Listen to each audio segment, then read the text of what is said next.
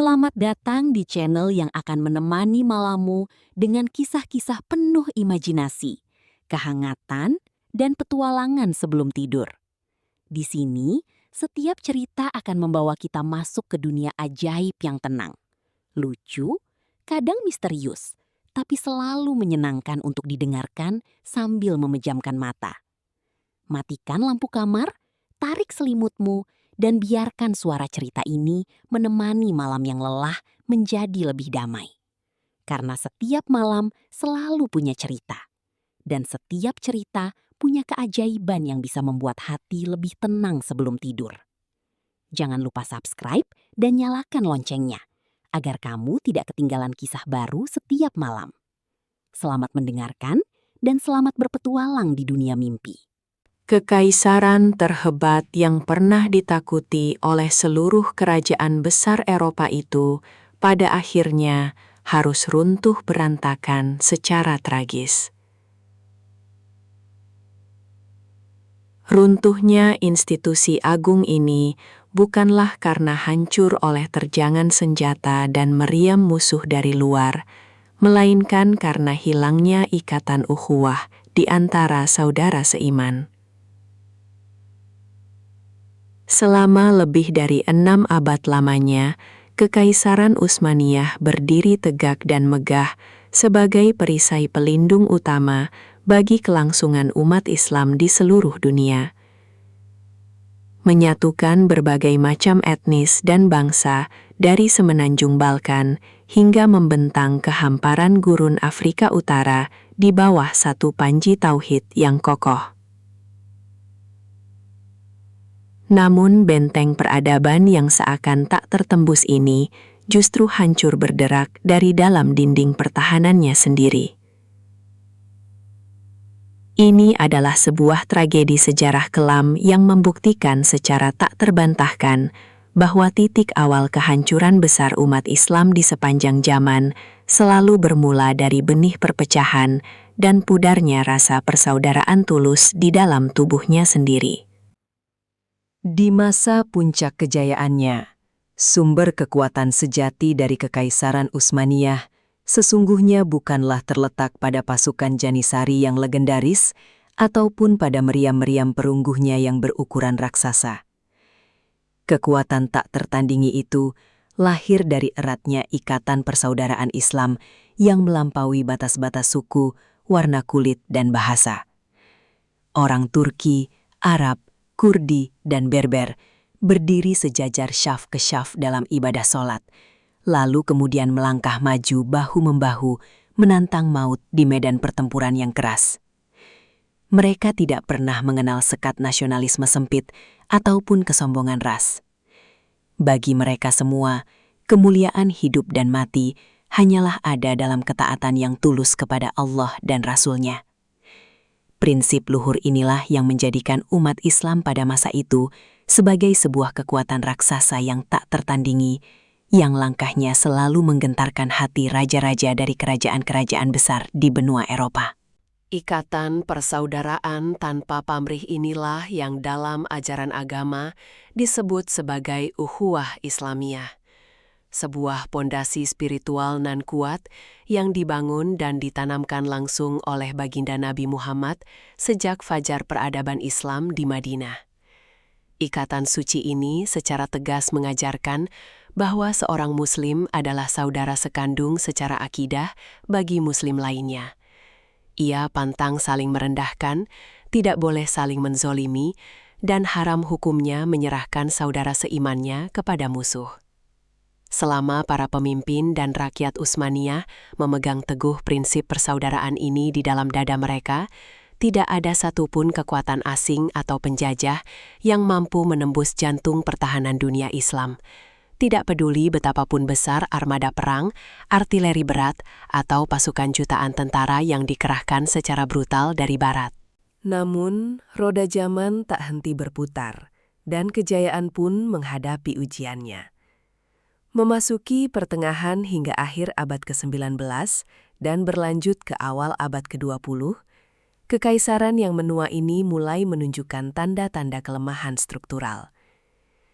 Bersamaan dengan mundurnya dominasi kekuatan militer akibat serangkaian kekalahan perang, sebuah racun pemikiran tak kasat mata, namun sangat mematikan, mulai menyusup diam-diam. Racun itu masuk melalui buku-buku di perpustakaan, diajarkan di ruang-ruang universitas, dan mendominasi ruang-ruang diskusi elit Utsmaniyah. Racun itu adalah paham nasionalisme sekuler dan fanatisme golongan yang dikenal dengan Asyabiyah. Sebuah ideologi modern yang sengaja diimpor dari revolusi-revolusi di Eropa, yang secara perlahan namun pasti mulai menggerus nilai-nilai persaudaraan universal dalam Islam, menggantinya dengan kebanggaan identitas kebangsaan yang memecah belah. Kelompok intelektual dan perwira muda militer ini yang telah mabuk terpengaruh oleh pemikiran sekuler barat ini, mulai secara agresif menggaungkan gagasan nasionalisme Turki. Di bawah organisasi-organisasi politik bawah tanah, mereka merasa bahwa kekaisaran yang multi-etnis ini harus segera diubah menjadi negara sentralistik yang hanya mengutamakan identitas kebangsaan dan bahasa Turki, mengesampingkan identitas keislaman universal yang selama berabad-abad ini menyatukan berbagai bangsa di Timur Tengah. Kebijakan-kebijakan administratif baru yang sangat diskriminatif dan berbau rasial mulai diterapkan dengan tangan besi. Mereka mulai menyingkirkan pengaruh bahasa Arab dan menekan budaya bangsa-bangsa lain di wilayah kekuasaan mereka. Dengan kesombongan tersebut, bibit perpecahan pun mulai ditanam dan disiram dengan sengaja di atas tanah yang sebelumnya sangat subur oleh nilai-nilai ukhuwah Islamiyah. Kebijakan rasialis tersebut memicu ledakan reaksi yang sangat keras dan cepat dari wilayah-wilayah Arab di selatan. Merasa dipinggirkan secara sistematis, dihina identitasnya, dan dipaksa tunduk pada dominasi identitas bangsa lain yang sebelumnya adalah saudara mereka, para pemimpin kabilah gurun dan intelektual Arab merasa sangat marah. Sayangnya, mereka membalas keangkuhan tersebut dengan narasi yang sama berbahayanya. Mereka dengan cepat membangkitkan kembali semangat Asyabiyah kearaban, sebuah fanatisme kesukuan jahiliyah yang padahal dulu telah dikubur dalam-dalam oleh cahaya Islam. Nasionalisme Arab bangkit menderu sebagai antitesis langsung dari nasionalisme Turki. Saudara seiman yang dulu saling melindungi, kini dibayangi kebencian kesukuan, mulai memandang satu sama lain bukan lagi sebagai sesama Muslim, melainkan sebagai penjajah penindas dan kelompok pemberontak yang harus dihancurkan. Retaknya hubungan persaudaraan yang parah di dalam tubuh umat Islam ini sama sekali tidak luput dari pantauan tajam mata-mata kerajaan-kerajaan besar Eropa, terutama kerajaan Inggris dan Prancis. Mereka yang selama ratusan tahun sebelumnya selalu berulang kali gagal menaklukkan jantung pertahanan Utsmaniyah melalui perang militer terbuka secara jantan, kini melihat sebuah peluang emas yang tak ternilai harganya. Mereka menyadari sebuah kelemahan fatal. Jika umat Islam terlalu kuat untuk bisa dihancurkan dari luar benteng mereka, maka umat Islam mutlak harus dihancurkan dan dibakar dari dalam rumah mereka sendiri. Strategi kuno divide et impera, yakni pecah belah lalu kuasai seluruhnya, mulai dirancang dan dijalankan dengan sangat licik, halus, dan sangat sistematis, dengan menjadikan tanah Arab sebagai medan adu domba. Untuk melancarkan rencana jahat tersebut, Kerajaan Inggris segera menugaskan dan mengirimkan agen-agen intelijen terbaik mereka untuk masuk jauh ke dalam hamparan padang pasir Arabia yang panas. Para agen asing ini menyamar dengan sangat rapi. Mereka mempelajari tata bahasa Arab klasik dengan fasih, mengadopsi budaya lokal, dan mulai mengidentifikasi tokoh-tokoh kabilah kunci yang berpotensi untuk dihasut. Tokoh-tokoh barat ini datang ke Tanah Suci bukan dengan membawa gemuruh meriam artileri, melainkan dengan membawa kata-kata manis yang membuai, puji-pujian palsu, sekotak emas kepingan, dan janji-janji kemerdekaan yang semu. Mereka tanpa henti meniupkan bara kebencian kesukuan ke dalam hati para pemimpin kabilah, membesar-besarkan setiap kesalahan administrasi militer Utsmaniyah, dan secara aktif memprovokasi terjadinya pemberontakan bersenjata yang dibalut atas nama kebanggaan dan kehormatan bangsa Arab. Kepada para pemimpin kabilah dan tokoh adat Arab yang tengah dimabuk amarah Asyabiyah tersebut, agen-agen diplomatik Inggris menjanjikan terbentuknya sebuah kerajaan Arab merdeka raya yang bersatu dari perbatasan utara Aleppo hingga membentang ke pegunungan selatan Yaman. Namun ada satu syarat mutlak. Mereka harus mau mengangkat senjata senapan mereka untuk membelot dan secara resmi melawan saudara seiman mereka, Kekaisaran Utsmaniyah. Janji manis ini sejatinya adalah racun sianida mematikan yang diselubungi oleh madu kemerdekaan. Fanatisme nasionalisme yang sempit telah membuat mata batin para pemimpin lokal ini tertutup rapat dari kenyataan sejarah bahwa mereka sedang bersekutu secara militer dengan kekuatan asing penjajah yang sama sekali tidak menginginkan kejayaan dan kebangkitan bagi umat Islam, melainkan kehancuran total dari dalam. Ujian moral terberat yang akan menentukan arah sejarah dunia jatuh ke atas pundak Syarif Hussein, penguasa dan gubernur Mekah pada saat itu. Berada di persimpangan jalan yang sangat kritis, antara mempertahankan loyalitas tanpa syarat kepada kekhalifahan Islam yang sedang sakit keras dan dikuasai perwira rasialis, atau mengejar ambisi pribadi untuk tampil sebagai raja yang memimpin bangsa Arab yang sepenuhnya merdeka.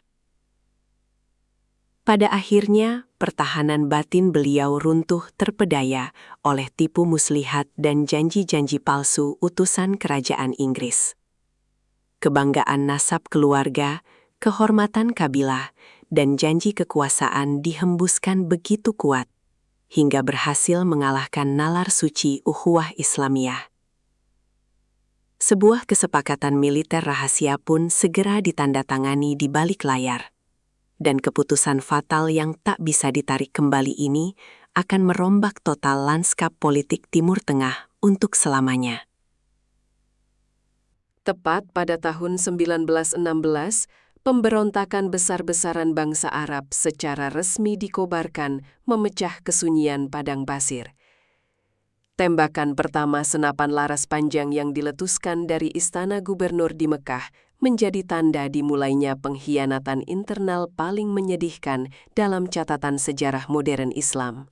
Pasukan-pasukan pemberontak Arab yang kini secara penuh dipersenjatai amunisi canggih, dilatih taktik perang dan didanai koin emas oleh tentara Inggris, mulai menyerang dan membantai garnisun-garnisun pertahanan militer Utsmaniyah yang tersebar di wilayah Hijaz. Saudara seiman kini saling membidikan peluru tajam ke dada saudaranya. Darah kaum muslimin tumpah membasahi tanah suci. Sungguh ironis, bukan? Akibat sabetan pedang tentara salib baru dari Eropa, melainkan karena tembakan tangan sesama pemeluk Islam sendiri. Dalam pemberontakan tersebut, salah satu target utama sabotase militer kelompok pemberontak adalah jalur kereta api Hijaz. Jalur ini sejatinya merupakan sebuah mahakarya infrastruktur peradaban Islam yang awalnya dibangun susah payah oleh Sultan Abdul Hamid II menggunakan dana wakaf murni dari umat Islam sedunia demi memudahkan dan memuliakan perjalanan ibadah haji menuju Tanah Suci. Rel besi kereta yang membentang di padang pasir ini dengan kejam disabotase, diledakkan menggunakan dinamit Inggris dan dirusak berkali-kali tanpa ampun untuk memutus total jalur suplai makanan dan amunisi peluru bagi pasukan penjaga Utsmaniyah yang terkepung di Madinah. Simbol agung persatuan umat Islam itu dihancurkan atas nama amarah nasionalisme Asyabiyah, membiarkan dan tega melihat saudara seiman mereka di kota Nabi secara perlahan mati menderita kelaparan. Di tengah kepungan pemberontak di kota suci Madinah, Komandan Jenderal Utsmaniyah yang gagah berani, Fakhri Pasha, yang dijuluki Harimau Padang Pasir, bersumpah untuk memimpin pertahanan kota suci itu hingga titik darah penghabisan, dengan sisa-sisa prajuritnya yang masih setia. Beliau menolak keras dan bersumpah tidak akan pernah menyerahkan kota tempat makam sang nabi bersemayam kepada para pemberontak Arab dan sekutu penjajah Inggrisnya. Pasukan Utsmaniyah bertahan gigih berbulan-bulan di tengah blokade pengepungan yang amat sangat menyiksa. Mereka sepenuhnya terputus dari dunia luar, dikhianati secara menyakitkan oleh saudara seagama dan sebangsa, dan ditinggalkan oleh pusat pemerintahan yang lumpuh. Fakhri Pasha berdiri berlinang air mata di atas mimbar kayu Masjid Nabawi yang suci, berdoa menangis tersedu-sedu memohon pertolongan Allah dari fitnah yang mematikan ukhuwah ini. Hari berganti minggu, minggu berganti bulan, blokade pengepungan berlanjut kejam tanpa ada bala bantuan yang datang.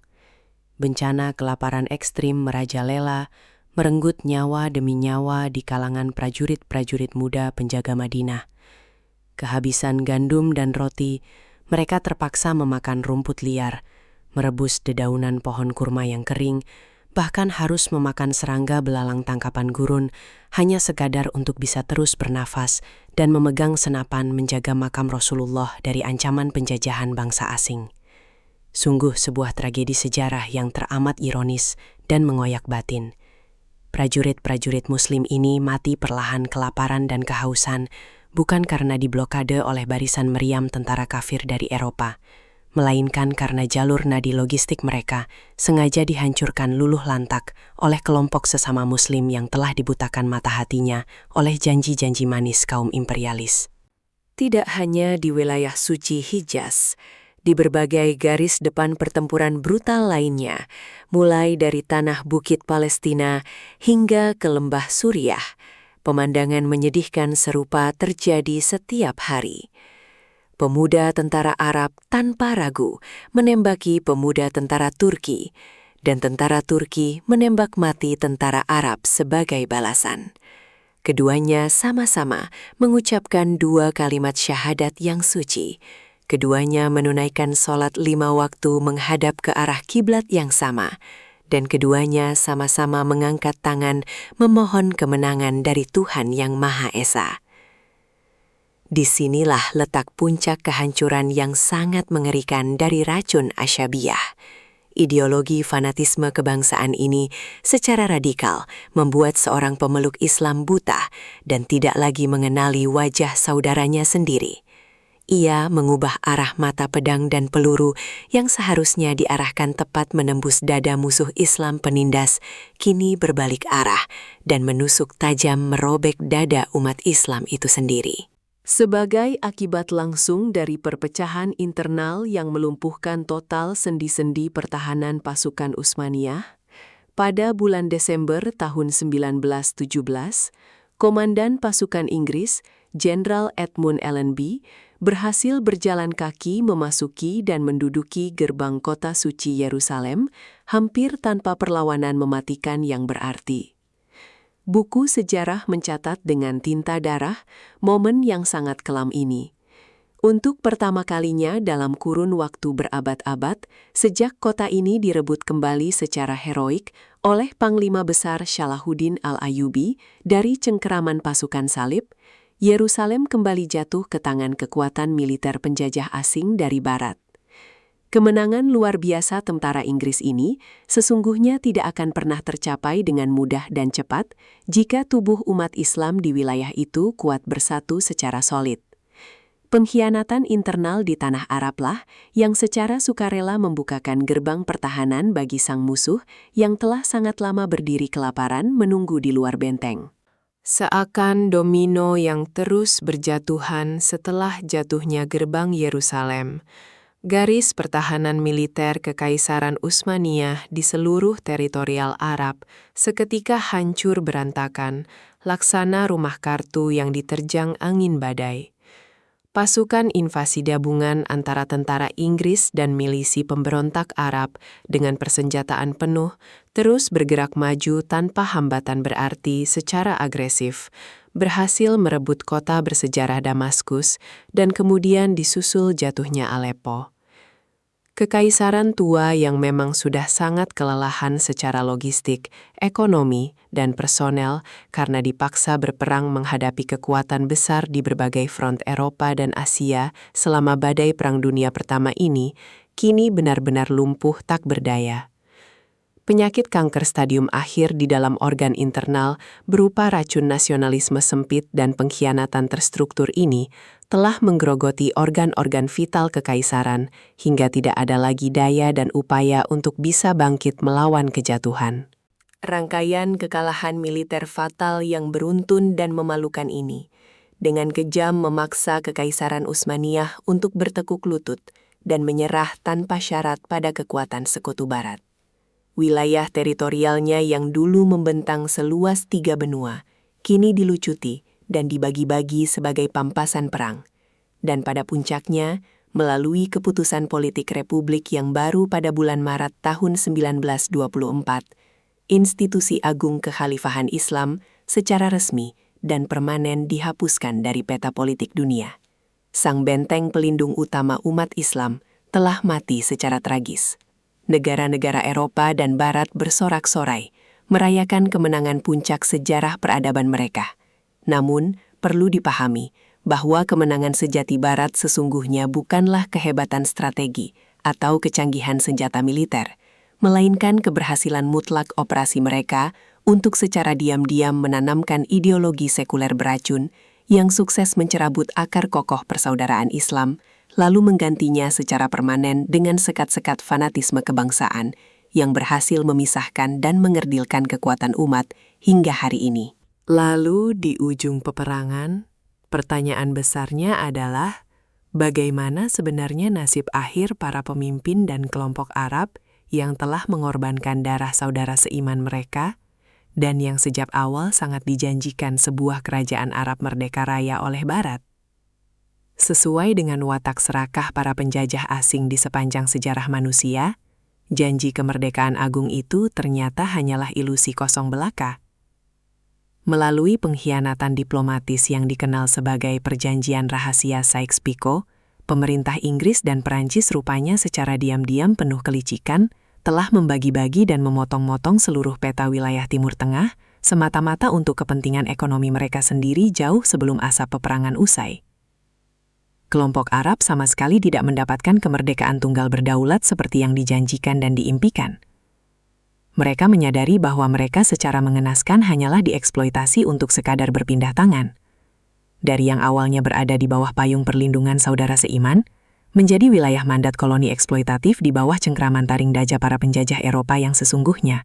Tanah luas dan diberkahi yang selama ratusan tahun sebelumnya menyatu utuh secara harmonis di bawah satu payung damai kekhalifahan Islam, kini dengan paksa dan kejam diiris-iris menjadi potongan negara-negara kecil yang rapuh. Pembagian ini sepenuhnya didasarkan pada perbatasan peta buatan manusia Barat yang sengaja ditarik sembarangan menggunakan penggaris di atas meja oleh para pejabat militer Inggris dan Prancis. Daratan bersejarah seperti Suriah, Irak, Lebanon, benteng pertahanan Palestina, dan wilayah Yordania, semuanya dipisahkan secara kaku oleh patok-patok batas kebangsaan fiktif yang sama sekali baru. Tubuh besar umat Islam sukses dikotak-kotakan dan dilemahkan secara permanen.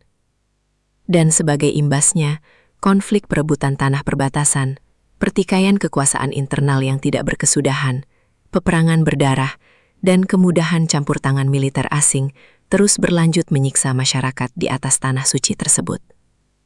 Semua penderitaan tak berujung ini adalah bentuk warisan yang sangat pahit dan menyakitkan dari api asabiyah yang sengaja dikobarkan lebih dari 1 abad yang lalu. Lembaran sejarah kelam ini seyogyanya menjadi sebuah teguran yang sangat keras, menyakitkan, sekaligus penuh hikmah bagi kehidupan umat Islam di zaman modern masa kini.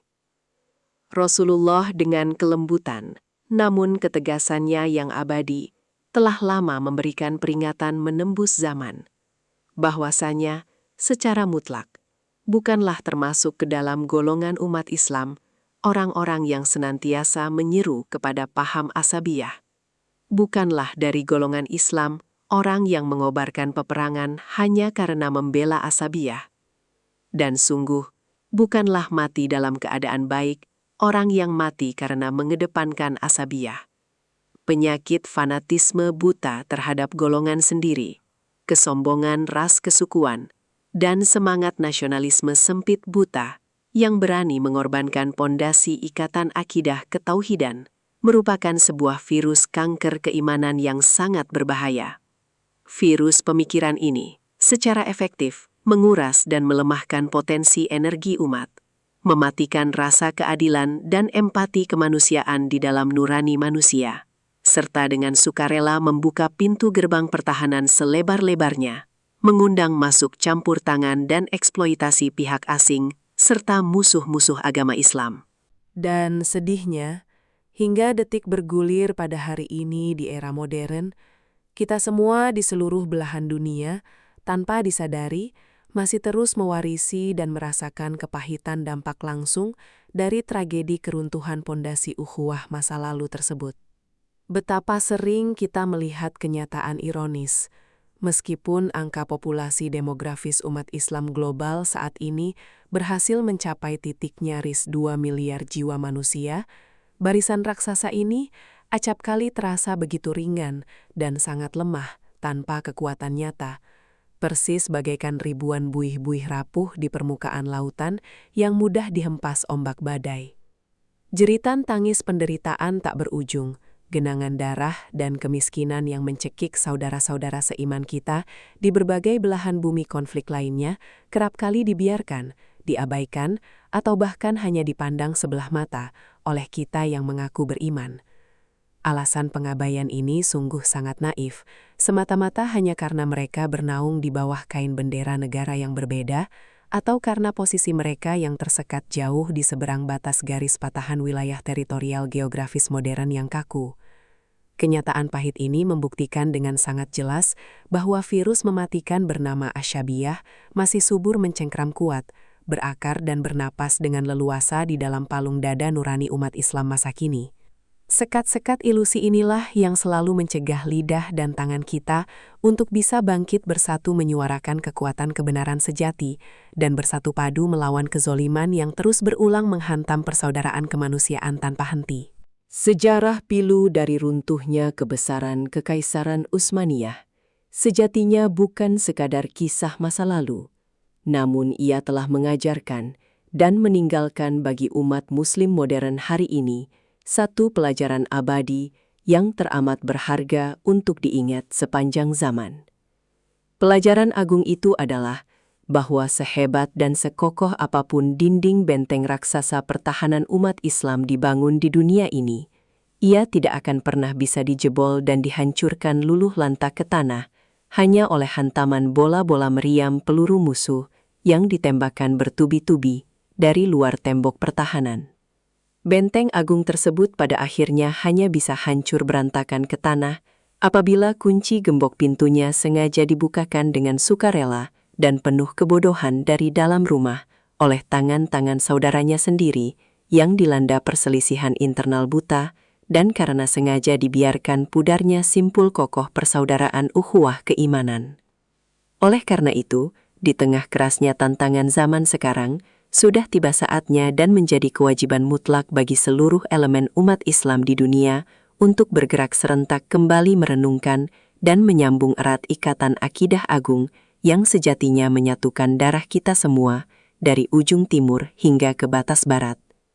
Mari kita buang jauh-jauh serpihan kaca sekat-sekat kebencian kesukuan yang membutakan. Mari tanggalkan pakaian kesombongan dan fanatisme golongan nasionalisme sempit warisan penjajah, dan segera rajut kembali sulaman indah benang ukhuwah Islamiyah yang telah lama terputus akibat provokasi perpecahan ini.